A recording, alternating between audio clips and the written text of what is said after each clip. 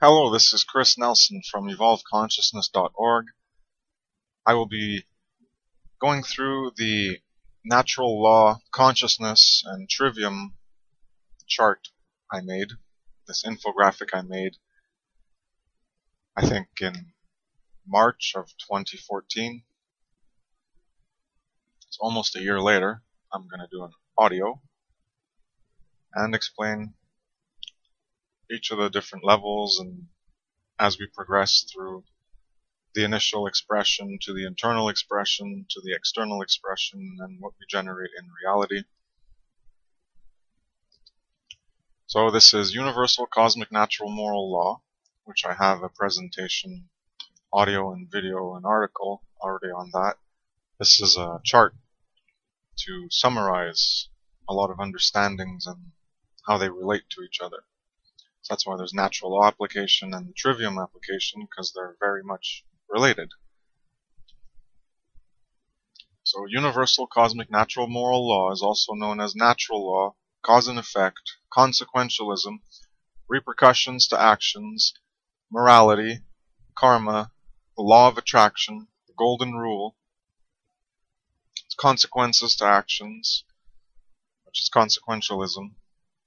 So we can look at it either in that positive way as how we can create reality as a cause and effect through those terms, or we can look at it in a more descriptive phrase, how to manifest reality actively by caring for truth, or how to be controlled by not caring for truth, or how to control reality by limiting access for truth. So we can manifest reality actively by caring for truth, or we can be controlled by not caring for truth, which is the state of the whole planet, where people don't really care for truth and morality. They may lie to themselves and lie to others and pretend that they do, but they don't.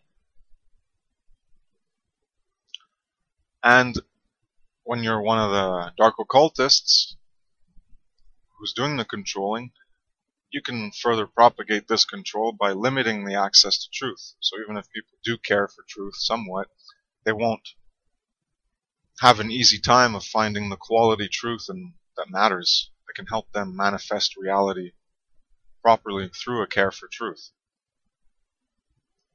Alright, so the first column is the level of expression, which is similar to Mark Passio's natural law chart. The second column is natural law application, is how it fits in, how each level of expression fits in when we're looking at natural law. And then we have how each level of expression fits in when we're looking at the Trivium application, or when we're looking at the level of consciousness in the next column. And finally, in the last column, the expressions when we're in the fear of truth and in unconsciousness.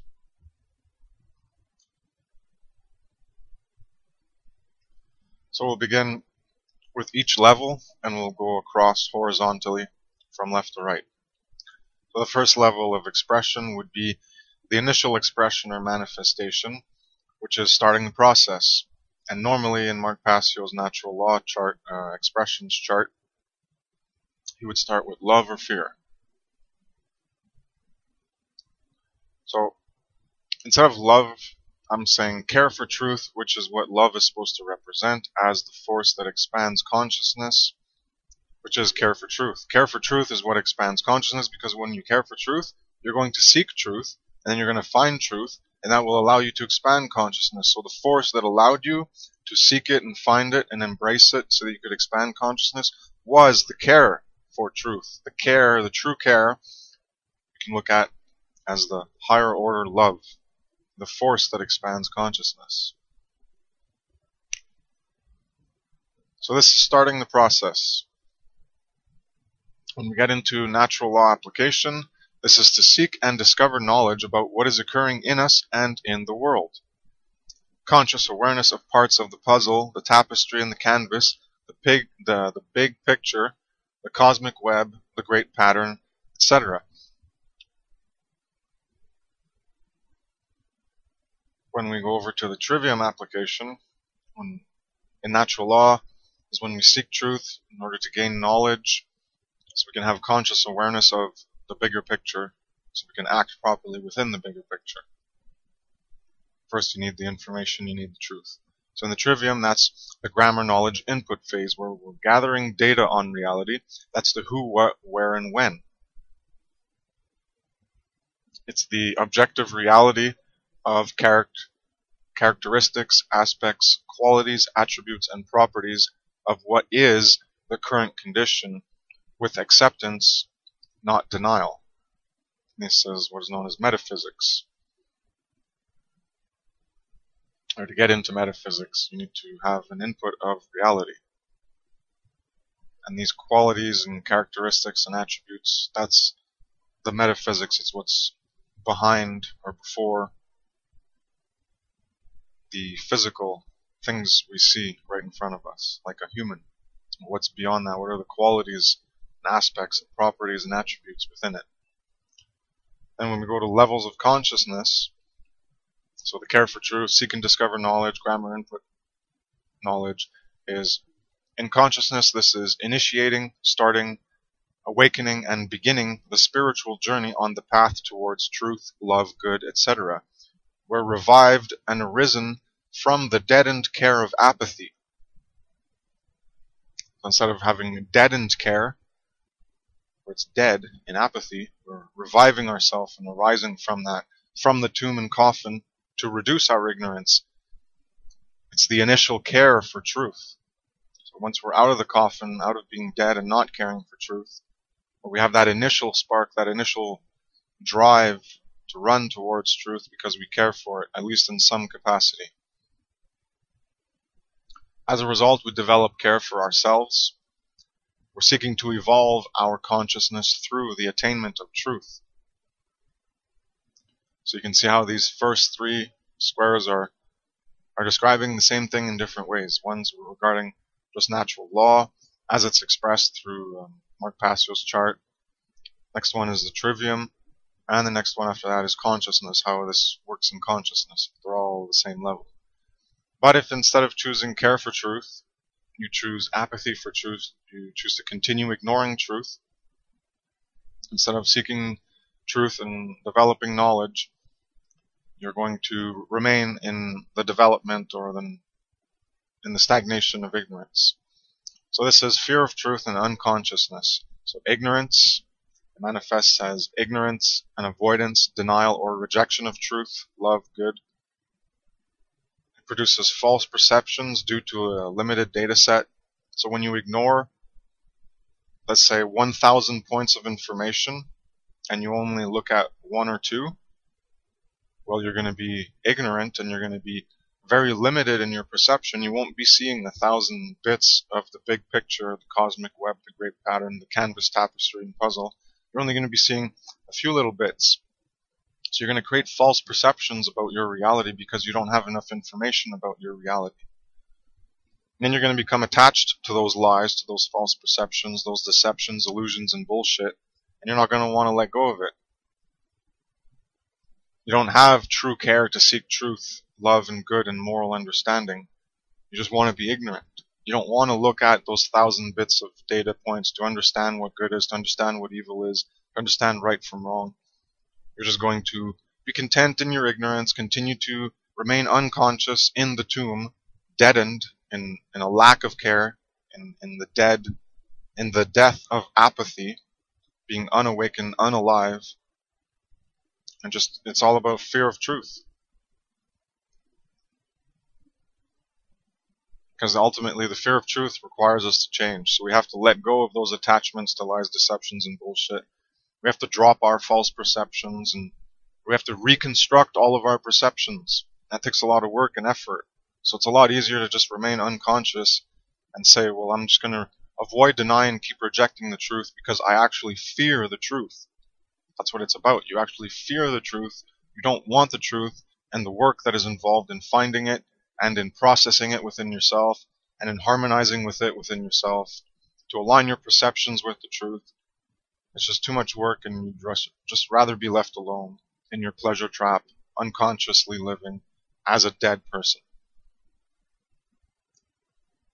The next level of expression, after we have the initial expression or manifestation within us, deep within we have a care for truth, or we have an apathy for truth through a fear for truth.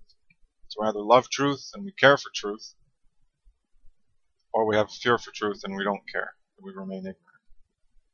So the internal expression or manifestation as a result of that care or fear, lack of care, is we have changes within our being, within the core of who we are, of how we live. And the way to do that is to embody truth to evolve consciousness.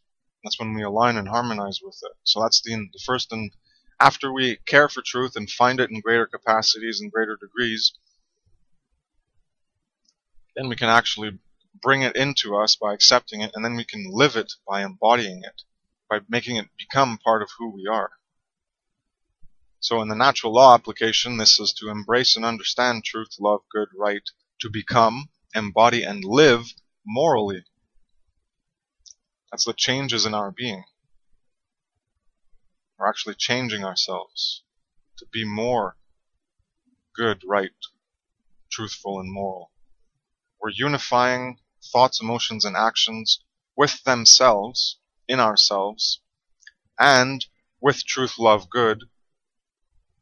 So it's not just about unity within yourself as a sovereign who controls their thoughts, emotions, and actions, and possibly in a dark care and an evil capacity. No, it's about uniting yourself within yourself in the trinity of consciousness, but you also have to align and harmonize yourself with truth of reality. Otherwise, you're not evolving consciousness. If all you have is a sovereignty of being an evil person, then you're completely fine in your thoughts, emotions, and actions of being a psychopath, suffering and dishing out suffering. Or in that case, you wouldn't even be a psychopath because you'd be perfectly content. You'd be harmonized within. Your thoughts, emotions, and actions would be in harmony. You'd be a sovereign. You'd be, I forget what Mark Passio said, but the dark occultists, that they get what they want because the universe gives them what they want because they're united within. I don't view that as accurate, but I'm just saying, when you are united from within in evil, you're still sovereign. You're just not doing good. You're not evolving consciousness. You're not living in harmony with natural law, with the higher will, the higher self. So this is to be sovereignty of self-control and self-actualization of aspects of truth, love, good, right, morality, natural law, true self, higher will, spirit, God, etc. It's to self-actualize those things into our being, into who we are, to embody truth, love, good, right, morality, natural law as the process in evolving consciousness. In the Trivium application for the changes in our being, this is how we do it according to the Trivium process and processing reality. This is where logic, understanding, and processing comes in, where we derive meaning, purpose, and value. This is the why, as opposed to what, where, when, and who from the grammar input of knowledge. This is where we think more on the knowledge and we process it to understand more about reality, rather than just input aspects of reality, to get to the why, the root causal factors. In doing so, we get a high definition of clarity and precision of terms and definitions. By delving deeper into things, into their true meaning, to determine the value and purpose, we get more clarity and more precision in those terms and definitions we use, in the things of reality we look at and try to describe. We correspond and integrate non-contradictory data. So we're trying to remove things that conflict with each other, things that contradict and can't be at the same time existing. You can't have a black cup that is at the same time a white cup. They can't exist at the same time. That's just a whatever example. Anyways, everyone knows non-contradictory thinking. If you don't, go look into the 5-part series on language and reality, which deals with trivium and logic and grammar and rhetoric and many things. So to continue in the Trivium application, to correspond and integrate non-contradictory data, we have to validate the current condition of reality. That's what it's about. We're removing the contradictions so that things integrate and unify in a whole, and they're not disunited, disharmonized in a contradictory, inconsistent state that cannot unite. So we have to validate the current condition of reality and remove the contradictions and things that don't make sense. We need to filter, discern, and judge truth from lies, right from wrong. So we take in quality truth as a foundational basis for making decisions.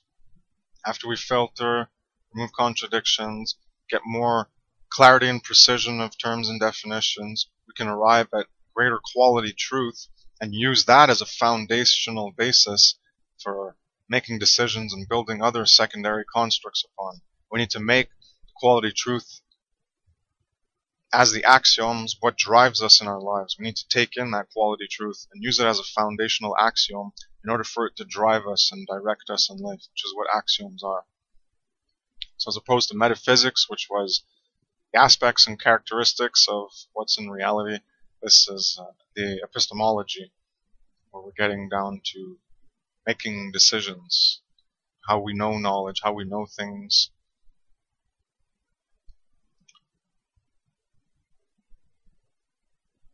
Next, over the level of consciousness. This is when we're changing our being, when we're embodying, becoming and living those truths and goods and moral principles, we're embodying truth and evolving consciousness. So we're in the levels of consciousness. This is the blossoming of truth perceived and attained by accepting, embracing, united, harmonizing, integrating, being, and embodying truth, love, good, right. We're evolving consciousness in alignment with higher self, higher will, and higher consciousness. We're abdicating from harm and evil by changing expressions of consciousness. So it's all from within. It's the why we do things, looking at the trivium. Causal factors, we have to change our foundational basis, our axioms, and we have to abdicate and remove ourselves from harm and evil. And by doing so, we change our being within inside, removing ourselves from evil. So we're no longer acting in the evil capacities, we remove ourselves from evil.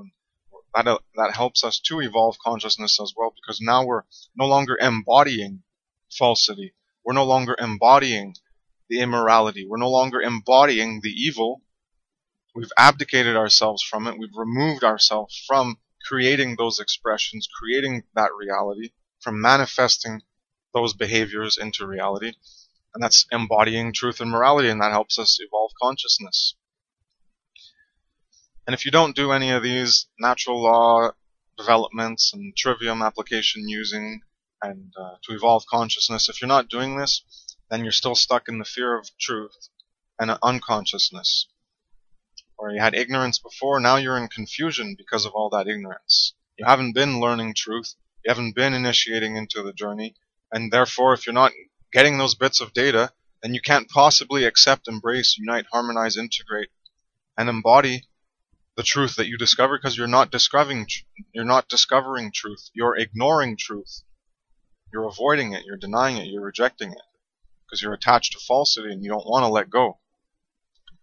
So this creates confusion from contradictory false perceptions, because you're not looking at reality in as much of a capacity as you can. You're only looking at certain little bits. You have many false conceptions, false perceptions, as I discussed before, and you're attached to them.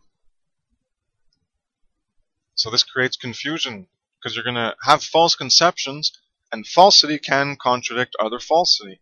The falsity only appears more valid when the falsity doesn't contradict. But when you have limited data bits, and you're creating conceptions on fantasy and belief, well, you're more than likely going to have contradictions. Because a false perception created from a lack of information, and then another false perception created from a lack of information, well, they might contradict, because the information that you lack, you might also have negative information, which is false, and then you're going to have your false beliefs that you think are real, where they're going to contradict each other. But that's another cue. Once you're here at contradictions in your perceptions, well, clearly that's a confusion. You're confused. If you have a contradiction and you believe it to be right, then you're confused. And if you have a contradiction and you recognize it, then you recognize that you're confused and you need to remove that contradiction. And that's what the process of logic and understanding and processing is for, is to remove contradictions. But if you don't care for truth, then you probably don't care for logic much, because logic is all about the discovery of truth. That's why New Agers, who I've lived with, don't really give a shit about truth. Because they're very confused. They have all these contradictory beliefs, and everything for them is just beliefs. They're all possibilities. Everything they talk about, even though they talk about it, and they'll argue about it as if it's true. And then in another statement they'll say, oh, well, I'm only talking about possibilities. Everything I talk about is possibilities. Why do you get upset when I just talk about possibilities? See, this is backpedaling and bullshit. Because they don't believe there's truth and everything's possible. They can just believe whatever they want and it's all possible. Anyways, New Agers, you suck. So the confusion from contradictory false perceptions is what happens when you ignore these other aspects of gaining input and grammar from knowledge and reality to understand characteristics and attributes, and then processing non-contradictory data in order to filter it and judge it and discern it so you can get the quality truth to use as a foundational basis in your reality. If you don't do that, no, you're just going to be in confusion constantly. Contradictory false perceptions. You have a lack of truth via acceptance and attachment to what is false, wrong, immoral, and evil. It's because you didn't want to learn. You didn't want to go looking for truth. You didn't care for truth. So when you have apathy for truth, you're very content just accepting falsity because in your ignorance you believe it to be true. So you'll accept falsity, and these will be false perceptions, but you're going to become attached to them anyways because you haven't looked into truth and morality, and you don't care for truth, and you don't understand how to discover truth. So what you end up doing is you end up becoming attached to whatever idiotic beliefs and false perceptions you've created because you don't really have an understanding of what's more important, which is truth, rather than just attaching to ideas because you use them as a basis for making sense of reality. So when you don't understand much when you don't understand much about reality, you need to remain attached to the limited understanding of reality you have because that's all you understand about reality. You don't understand anything deeper and more depth and greater capacities. You have a very limited understanding of reality. So with that limited understanding in reality, you're desperately holding on to those limited aspects of understanding reality that you have. When you understand more aspects of reality, you can see, oh, well, this makes more sense. I'm going to let go of the falsity I'm attached to. But when you don't have enough data bits of reality, all you have is the limited aspect of bullshit beliefs, of false beliefs, false perceptions that you can remain attached to because that's all you have for your construction of your worldview, for your sense of reality, for even your self-concept and self-image and sense of self. These beliefs are part of your identity, what you use as a basis for your own identity and as a basis for understanding reality. So if you're missing other aspects of reality, other aspects of truth, and all you have is this limited data pool, these limited beliefs and false perceptions, then you are very attached to those falsities because it's all you know. That's all you know. To begin to detach yourself from that, you require other input, but you can't even begin to detach yourself from the falsity because you do not even have the other input, the other grammar, knowledge, and data of seeking and discovering knowledge to initiate and awaken and start and begin the spiritual journey on the path towards truth, love, good, to get out of the tomb and coffin, care for truth, and seek the truth. You're not even there yet, so you can't even obtain the additional, you can't even obtain the additional aspects of understanding and comprehending reality because you're not even looking for it. So you're stuck in the confusion state of contradictory false perceptions, which keeps you attached and accepting the falsity, wrong, immoral, and evil. You're not going to be able to break out of it until you go back to the first step, which is to care for truth and get rid of this fear for truth, this avoidance, denial, and rejection. Because if you don't do that, then you're limited in what you perceive and what you understand, and you're going to remain attached to those limited perceptions forever. or likely forever, unless it's always a slow progression in life. The trivium application in natural law unfolds slowly in people's perceptions because they don't do much thinking. So eventually, it might happen that you break out of it, or other people talk to you and then you break out of it. But it's a hard thing for people to break out because they're unaware of how these dynamics work. Some of us break out of it naturally, like I did, without understanding all of this, because it is a natural part of life. You need, as I've mentioned in other audios, you need a catalyst in order to shake you to the core, to provide the tension, pressure, and conflict within yourself, the interference of your perceptions with reality, with how reality actually is. Once you get that shake and it shatters your false perceptions, then you can actually care for truth as opposed to being apathetic for truth before. You need that catalyst, the chaos, to shake you awake out of the tomb and coffin from the deadened state of apathy into caring more about reality. You need that chaos, the evil, to become part of your conscious awareness. You need to be aware of the evil. And without it, you're not going to care as much. So, from the acceptance and attachment to what is false, wrong, and evil and immoral that keeps you in confusion, from attachment to those false perceptions and contradictions, you remain in undeveloped care for truth, undeveloped consciousness, undeveloped heart center, undeveloped care for other beings, undeveloped care of self and higher self, and you're unwilling to change for the better. Because if you're confused, you can't change for the better. When you're confused and you lack knowledge, which is why I have the time learning versus time acting and inner work versus outer work, because if you have not done the time to learn, then you're going to act in confusion in all these undeveloped states, and you're not going to be able to change for the better. You're going to think you're changing for the better, but because you're in such a confused state from being so ignorant, from being in a fear of truth and avoiding the truth, being in unconscious living, the actions you're going to take are not going to be for the better. You might happen, it might be a miracle, a fluke, and you just happen to do the right thing. We all do the right thing, sure. A broken clock is right twice a day. It can happen. You can be broken and still do things right. Absolutely. You can be broken and still do things right. Absolutely. But you won't be doing things right as much as you think you're doing things right. You're not going to be doing them 100% of the day as much as you can, because you're not even aware of what's right and wrong. You're not even aware of what's good and evil. You're not even aware of what's truth and falsity, because you only have 5 data points compared to 1,000.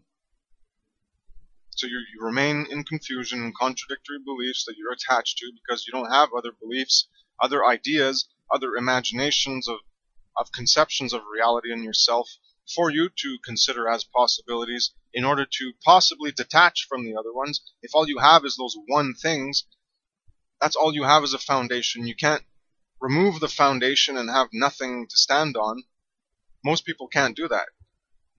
Because then they fall into a void, into nothingness and despair, and then suicide. They're completely lost. So yes, you have to become lost, but you need information to replace it. You need to go seeking information. So if you're going to be lost, and you're not caring for truth yet, you're not looking for information, then you're just going to remain lost forever. You have to be lost, and then find yourself. But you have to care for truth, to care to find the self-knowledge and to self-actualize and self-realize ourselves in the true individuation, in alignment with truth, love, good, right, morality, true self, higher will, spirit, God, etc. Alright. So the next level of expression is the external expression or manifestation, which instead of changes in our being, now we're going to have changes in the world.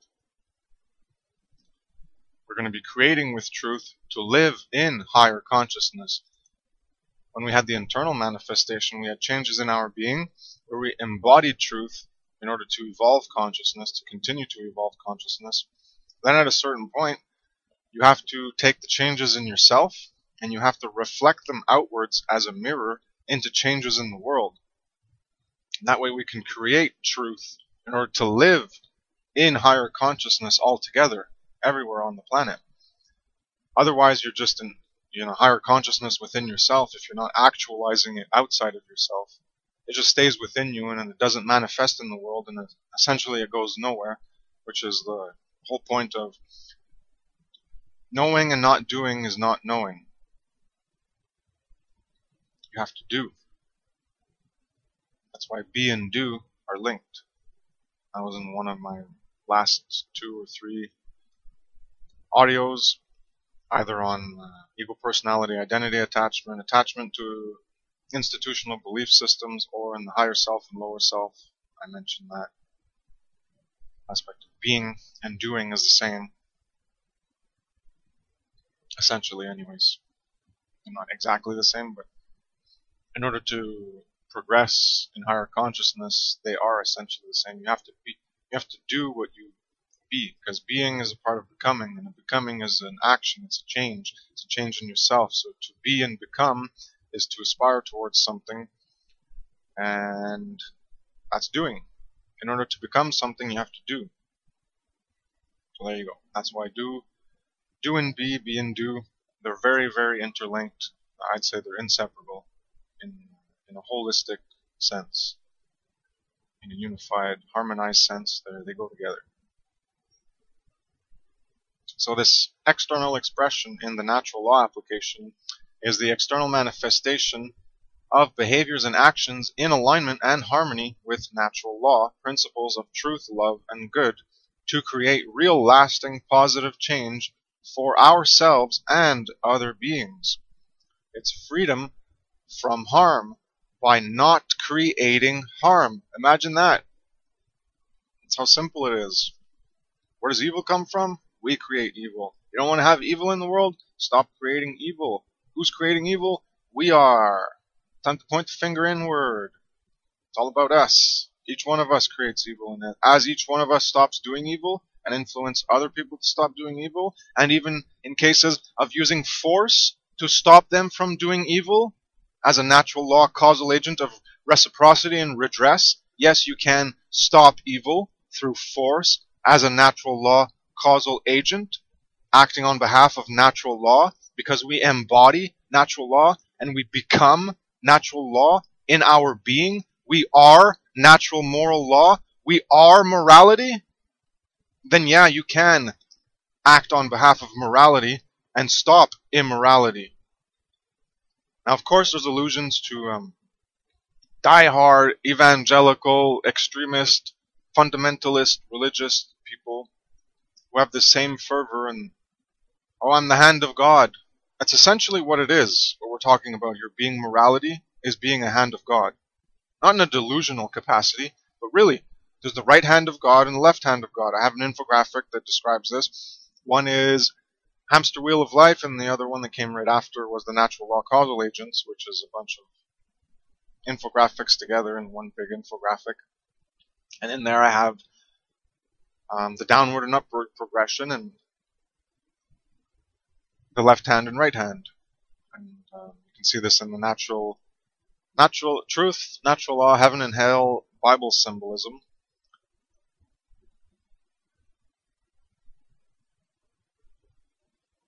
Where the right hand of God is all the positive aspects of creating. So that's love, truth, knowledge, sovereignty, freedom, anarchy, good, order. It's knowledge, care, courage, will, everything that's good. And then on the left hand, so the right hand would be Ma'at and Isis, and then on the right hand you'd have Eris and Isfet, which represent chaos. The left hand, if you don't do, you have the choice. It's truth or consequence. You align with truth and morality, or you face the consequences. And it's essentially what it comes down to. So either you're in the right hand of God, or feel the wrath of the left hand of God, which, in essence, you did to yourself. These are only symbolic terms. Okay, so that's why we're getting into this whole religiosity aspect. That's what I was talking about you can be a natural law causal agent and act in the capacity of morality as a right hand of God. This is where all this symbolism comes from. It's all about natural law and living your life in morality and standing for truth and morality, serving truth and morality, and sacrificing yourself to truth and morality. If everyone was doing this on the planet, you wouldn't have cops. People who would be doing, we would all be police, because we would all be natural law causal agents of reciprocity and redress, which is what the police are a substitute for right now. And it prevents us from knowing natural law, and they're the only ones. Of course people want to, hey, you're the only one in society that's allowed to act in the capacities of natural law, and you can even act in capacities of immorality and get away with it. So of course people who want to be evil are attracted to that position, but to do good, you would want to be attracted to that because you're the only one that's allowed to do good. No one's allowed to defend themselves. You have to call a police to defend you. So of course people, hey, I'm going to get paid to act as a natural law causal agent. At least that's what the appearance is. That's not the substance of the job. There's a lot more bullshit about it because you're getting paid for it. So of course you're going to accept money for doing something that all of us should be doing, but that all of us are convinced we have to abdicate our personal responsibility to police ourselves and prevent other people from doing harm. We all have to do this ourselves. So restrict that ability from people, remove their ability to be responsible, to actualize themselves as a true self, and then give that as a job for other people. So you're going to pay them to do what everyone else should be doing. So of course that's a good deal. At first, in first conceptualization, yeah, it's a good deal. I'm going to get paid to do what all of us should already be doing. And I have more freedom. I get to put an end to evil. Yay, of course, I'm attracted to that. I'm going to go be a cop. Woohoo! But see, it's part of the deception of the whole way we live. Not only of the system we've constructed, but even if you get rid of these systems, there's still the underlying poisons and garbage and low quality and deadened capacities within us, deadened heart, deadened care, that we still wouldn't be able to overcome all these manifestations we create, because we would still be creating them, because we still haven't gotten rid of the root causal factor. So it would still manifest.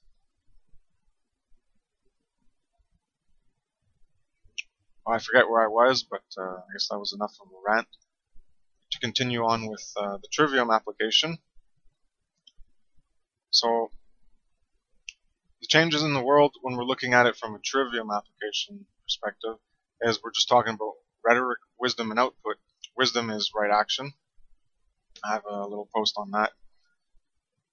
That's what it's all about. Wisdom, it's either the knowledge that can bring you to right action, or it's actually the right action itself. And that requires the underlying foundations in consciousness and thought and emotion in order to bring you to that action. So that action is wisdom because it's represented by knowledge, which brings you to that action. So wisdom is right action. It's truth that leads to right action. So rhetoric, wisdom, output. Speech, writing, and action in reality. It's how to base our lives and behavior on what we know and understand to be right, good, true, and moral, not wrong, immoral, and false. So again, how. Previously in logic was why, and before that in grammar was who, what, where, when.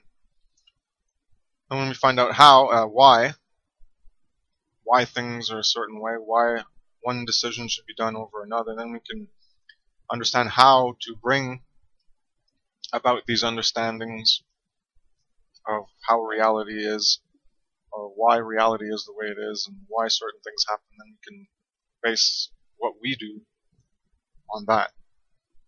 So it's a result of quality, truth, and understanding root causal factors, and that this is ethics and morality. How to live our lives. That's what ethics is about.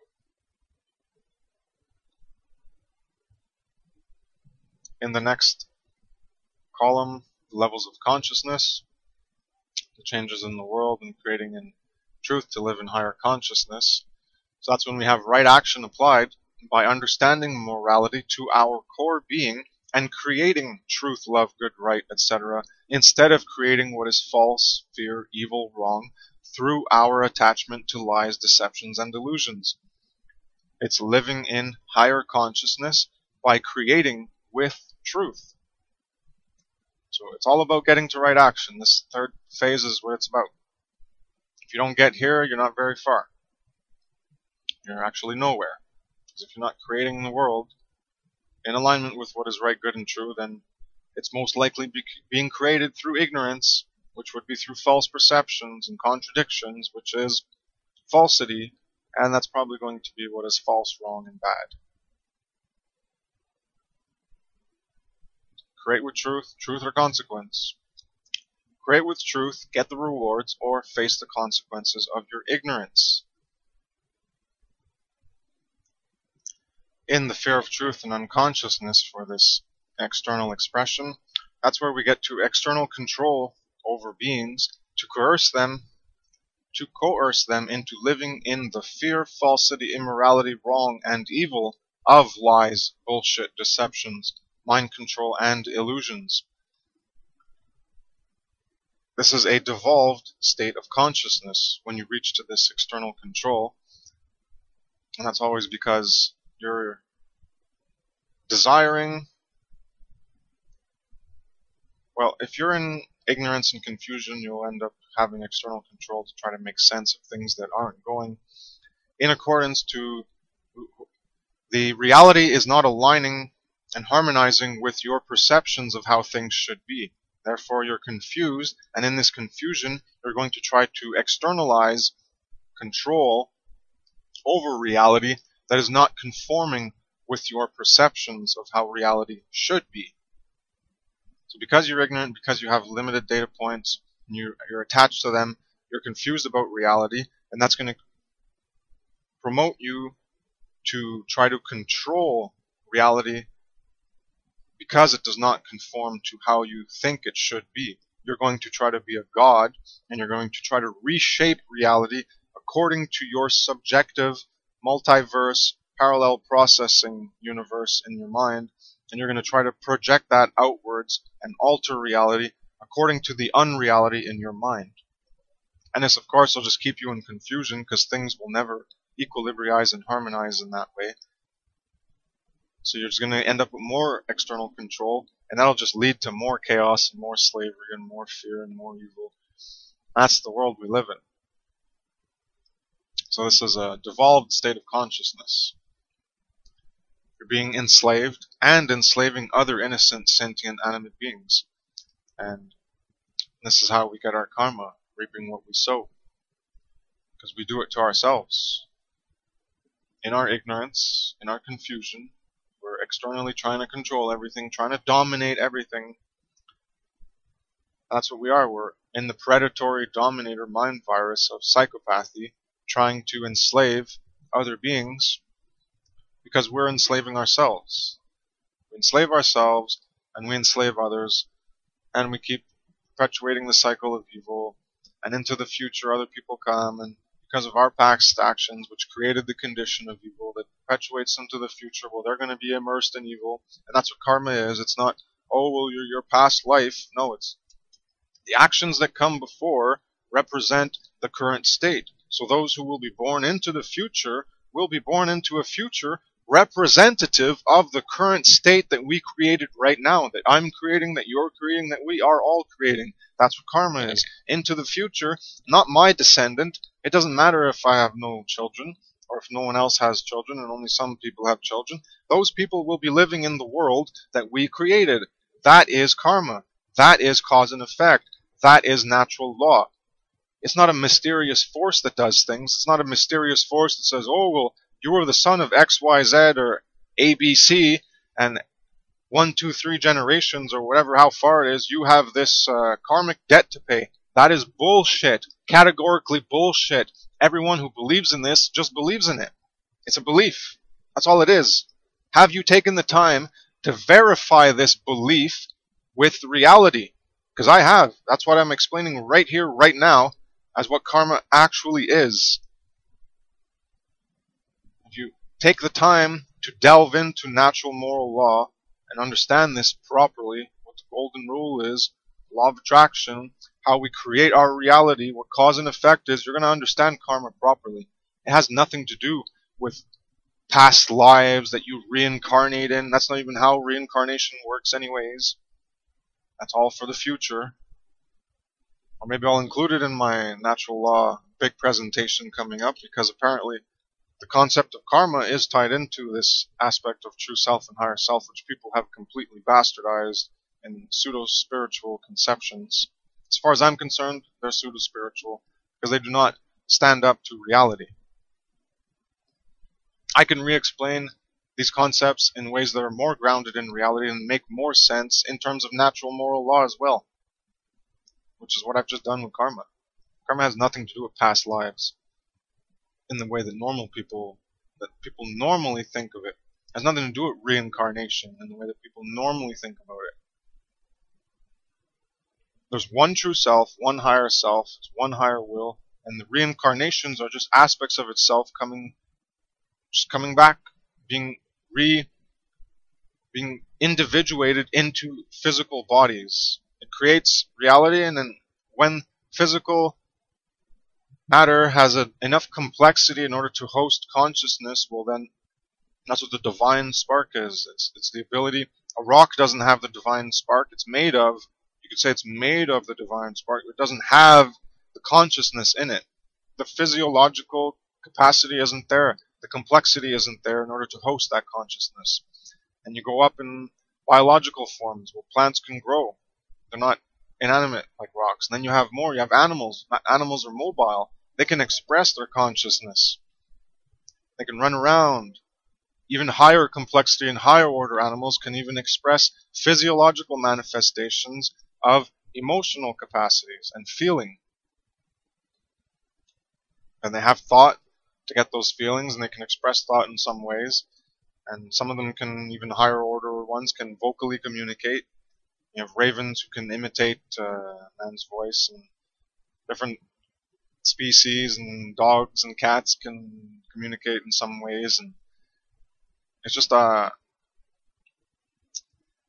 individuation of one, all, that becomes that is capable of manifesting in higher potentials, in higher degrees of capacities, such as when you look at humans versus other lower animal beings. That's where the karma is. That's where we reincarnate. So when I'm dead, well, I'm not going to reincarnate as someone else. It's only the true self and the higher self that just keeps coming back. So that's reincarnation. So yeah, the people in the future, they're going to be reaping what we sow now. Because if we sow a planet of hell and an earth of hell, well, they're going to be they're going to be reaping what we sow, even if we don't reap it yet. But it's continually progressing into the future. What happened in the past creates the future. That's karma. It has nothing to do with this bullshit belief in reincarnation and all these past life things. Nonsense. Alright, let's continue here. We got the last layer of expression, which is generating or manifesting reality through an aggregate qualitative effect of everyone combined. So aggregate, everyone combined, and its equality. If you do not have quality, and you have everyone combined doing low quality, well, guess what you're going to get? You're going to generate low quality planet. You're going to generate a low quality reality, a low quality world for us to live in.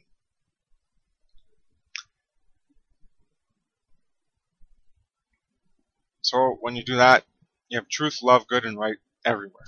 When you do it right. When you generate an equality of everyone combined together to no longer do evil, then you're going to get that truth, love, good, and right everywhere. So overall, this is when we get anarchy, true freedom, true order, goodness, true peace, true love. There's no master-slave theft of property of other sentient animate beings. Slavery is evil across the board. Saying no to illusions, bullshit, and doing wrong. True personal responsibility is to recognize the rights of other sentient animate beings and not engage in violation of their rights through theft of their various forms of property.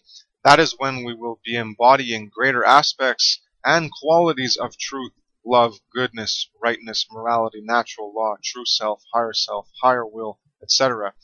Because we will be actually living them not compromising or sacrificing them. Truth is one way. Go all the way. You're not compromising the truth. You're not sacrificing truth. What you are doing is you're sacrificing yourself and your petty bullshit life, your petty bullshit attachments, your petty bullshit pleasure gratification, and you're going to sacrifice yourself to truth and morality. You're going to give yourself to truth and morality. You're going to serve truth and morality, and you're going to stand for truth and morality. And only then, when everyone is doing this, through an aggregate qualitative effect of everyone combined, then we're going to get truth, love, good, and right everywhere. But until we do that, we will not get truth, love, and good everywhere. No, no, no, it will not happen. So this last part, you want to keep enslaving animals? You want to keep exploiting animals? You don't want to go for the truth and morality all the way? You don't want to figure out that it's one way, that we need to go all the way, as far as we can, the most we can, because we can? Well, guess what? You will never get anarchy. You will never get true freedom. You'll never get true goodness, true order, true peace, true love. You don't get any of that. You only get partial representations and facsimiles while you continue to do evil. While you continue to do immorality, because you don't want to go all the way in truth. You're not ready to sacrifice your bullshit behaviors, your bullshit attachments, and shed them all in favor of embracing and harmonizing with truth and morality.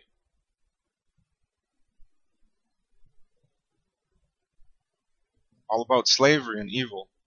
End it completely. You can't do, my right hand has removed myself from harm, but my left hand is going to keep beating and slitting throats, and we're going to just keep doing evil. But it's not against humans. We're going to, with our right hand, we're going to do, the will of creation and the higher will, higher self, true self with our right hand. We're not going to harm other humans because they're like us, and we need them to be like us so that we can stop enslaving ourselves. But the other animals, they don't matter.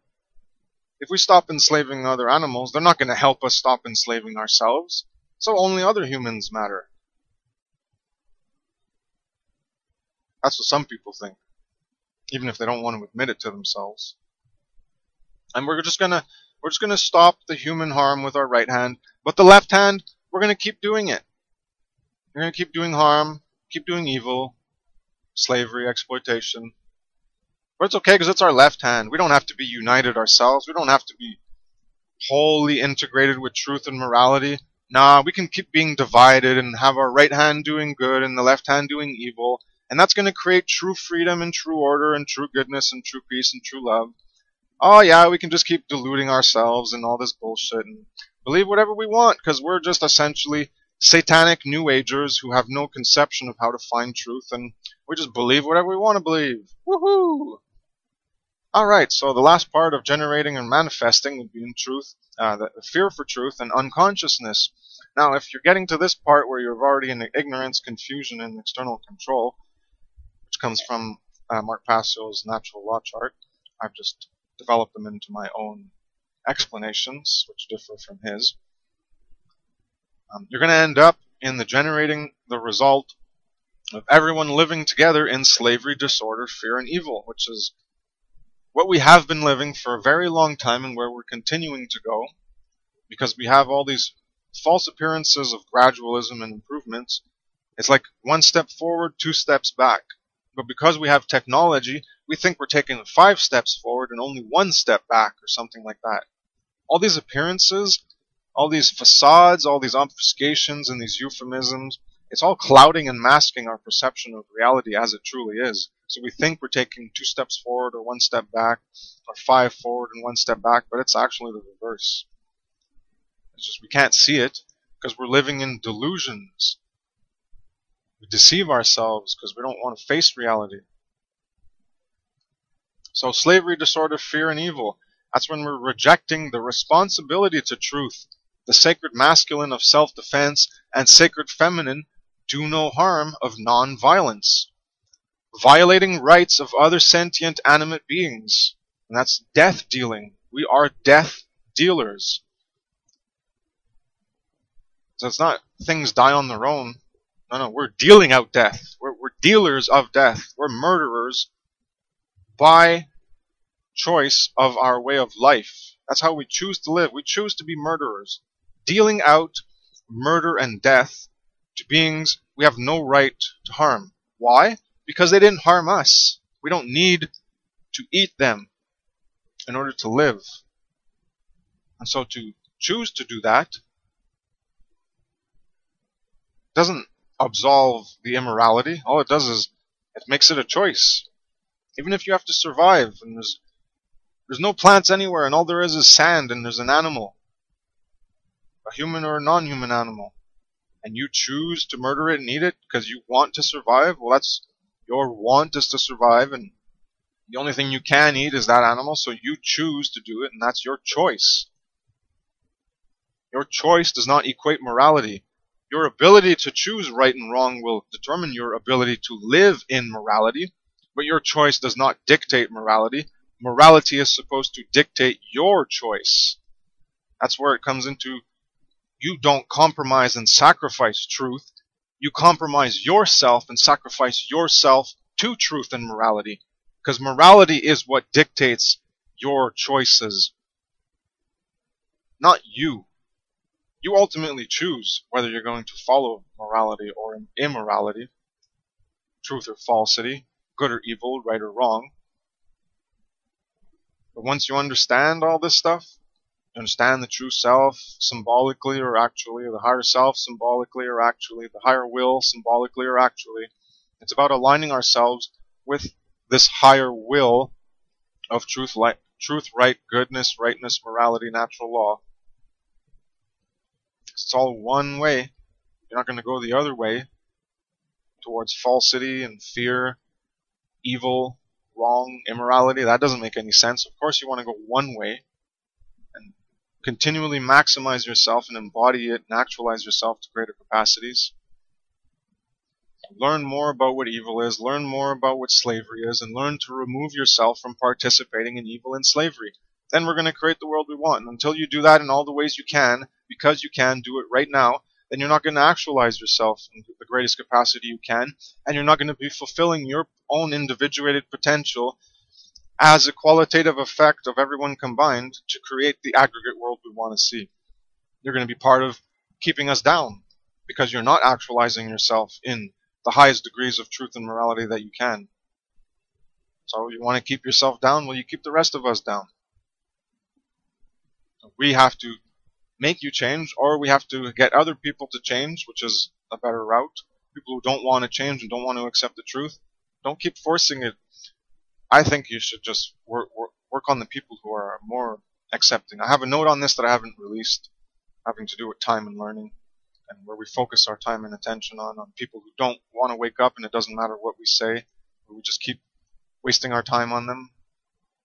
Anyways, that's the end of this presentation on the natural law, trivium, and levels of consciousness chart that I made. Thank you very much for your time and attention. There's more to learn apart from this. There's a Circle of Life infographic which deals more with all of this combined, and another infographic. And that one's already done as a video and audio if you want to look at it. So thank you very much for your time and attention. Have a wonderful day. Take care. Peace.